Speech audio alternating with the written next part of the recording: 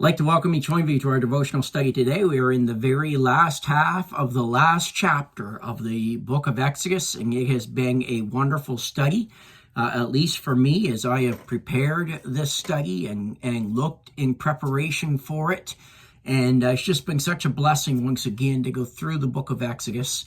And this is actually the first time that I've ever preached or taught completely through the book of Exodus, and it certainly has been a privilege. And we have been looking in the last 15 chapters or so of the book of Exodus at the tabernacle. And we want to read these verses today that deal with the tabernacle being erected. And as we look at these, we've already looked at the instructions he gave for the building of the tabernacle. We're going to see here that it's erected. But really what I want to do today after I read these verses is I want to go back through and look at some of the names that are applied to the tabernacle in the book of Exodus and what they mean. So Exodus chapter 40, let's begin reading in verse 17. It says, "And it came to pass in the first month, in the second year, on the first day of the month, that the tabernacle was reared up. And Moses reared up the tabernacle and fastened his sockets and set up the boards thereof and put in the bars thereof and reared up his pillars. And he spread abroad the tent over the tabernacle and put the covering of the tent above upon it, as the Lord commanded Moses. And he took and put the testimony into the ark and set the staves on the ark and put the mercy seat above upon the ark. And he brought the ark into the tabernacle and set up the veil of the covering and covered the ark of the testimony, as the Lord commanded Moses. And he put the table in the tent of the congregation upon the side of the tabernacle northward without the veil. And he set the bread in order upon it before the Lord, as the Lord commanded Moses. And he put the candlestick in the tent of the congregation over against the table and on the side of the tabernacle southward. And he lighted the lamps before the Lord, as the Lord commanded Moses. And he put the golden altar in the tent of the congregation before the veil, and he burnt sweet incense thereon, as the Lord commanded Moses. And he set up the hanging at the door of the tabernacle, and he put the altar of burnt offering by the door of the tabernacle of the tent of the congregation, and offered upon it the burnt offering and the meat offering, as the Lord commanded Moses. And he set the laver between the tent of the congregation and the altar, and put water there to wash withal. And Moses and Aaron and his sons washed their hands and their feet thereat. When they went into the tent of the congregation, when they came near unto the altar, they washed, as the Lord commanded Moses. And he reared up the court round about the tabernacle and the altar, and set up the hanging of the court. So Moses finished the work." Before we look at these verses in general, let me just read you, as we think about the tabernacle. Keith L. Brooks had this to say. He said, "God will dwell with those who prepare him a habitation. Where God has a throne and an altar in the heart, there is a living temple in which the Spirit will be manifested." So our goal ought to be to have our lives, we are the dwelling place of God, but that we would have our lives a habitation for God, a place where he is comfortable. And the same thing ought to be true in our New Testament churches. Another thing I want you to notice in these verses is the phrase, "as the Lord commanded Moses," is repeated 7 times. And we've seen the importance of doing things to the minutest of details, and that's exactly what Moses does here. He does everything as the Lord commanded Moses. You may want to underline these. Notice in the end of verse 19, "as the Lord commanded Moses." In the end of verse 21, "as the Lord commanded Moses." In the end of verse 23, "as the Lord had commanded Moses." In the end of verse 27, "as the Lord commanded Moses." In the end of verse 25, I can't remember that or not, "as the Lord commanded Moses." The end of verse 27 and 29, "as the Lord commanded Moses." Verse 32, "as the Lord commanded Moses." So everything was done as the Lord had commanded Moses. And that's very important, friends, that we do as the Lord commands us. And that we do that, as we've already seen, that we do it immediately and that we obey him completely. Delayed obedience is disobedience. Now, with that in mind, as we think about this tabernacle being erected, let's take a few moments today to look at the names that are applied to the tabernacle. Back in Exodus chapter 25, and in verse 8, we see that the tabernacle was called a sanctuary. It says, "Let them make me a sanctuary that I may dwell among them. That word sanctuary comes from the Hebrew word mikdash, and it literally means a consecrated place. So the tabernacle is set apart to the worship of Jehovah, and it is to be regarded as a holy place.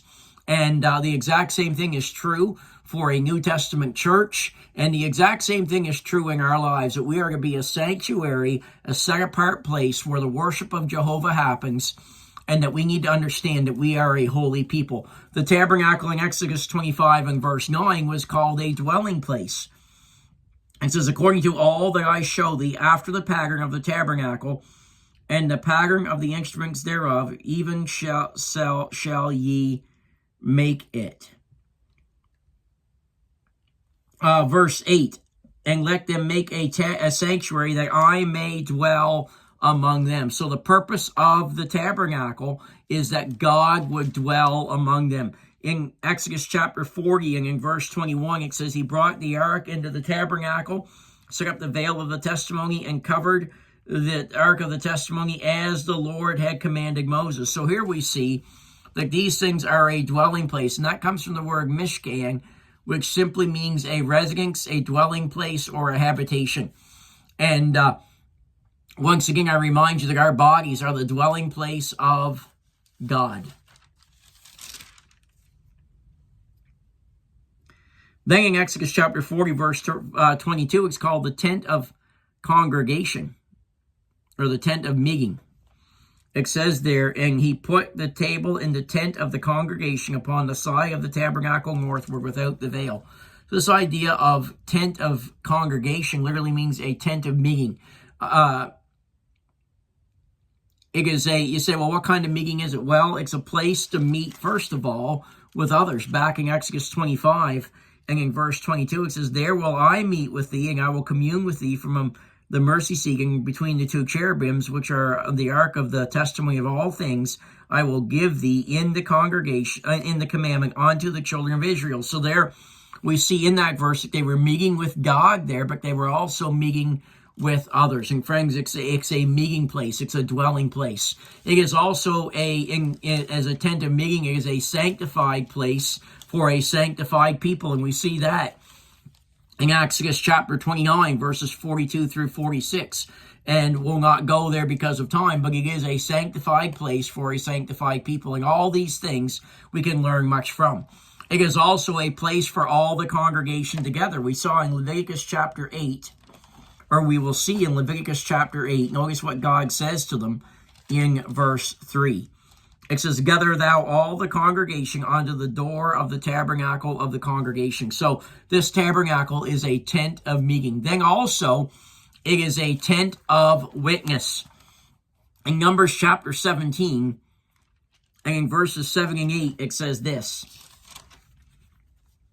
It says, the Lord laid up the rods Moses laid up the rods before the Lord in the tabernacle of witness. And it came to pass that on the morrow Moses went into the tabernacle of witness, and behold, the rod of Aaron for the house of Levi was budded, and brought forth buds and blossoms, and yielded almonds. So there it is a tent of witness.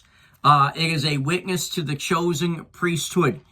Exodus chapter 28, as we think about what does it witness to? Well, it witnesses first of all to a chosen priesthood. Exodus 28 verses 1 and 2, and take that unto thee Aaron thy brother and thy sons with him from among the congregation of Israel, that they may minister unto me in the priest's office, even Aaron and Nadab and Abihu, Eleazar, Ithamar, Aaron's sons. And thou shalt make holy garments for Aaron thy brother, for glory and for beauty. So we see that they were a chosen priesthood.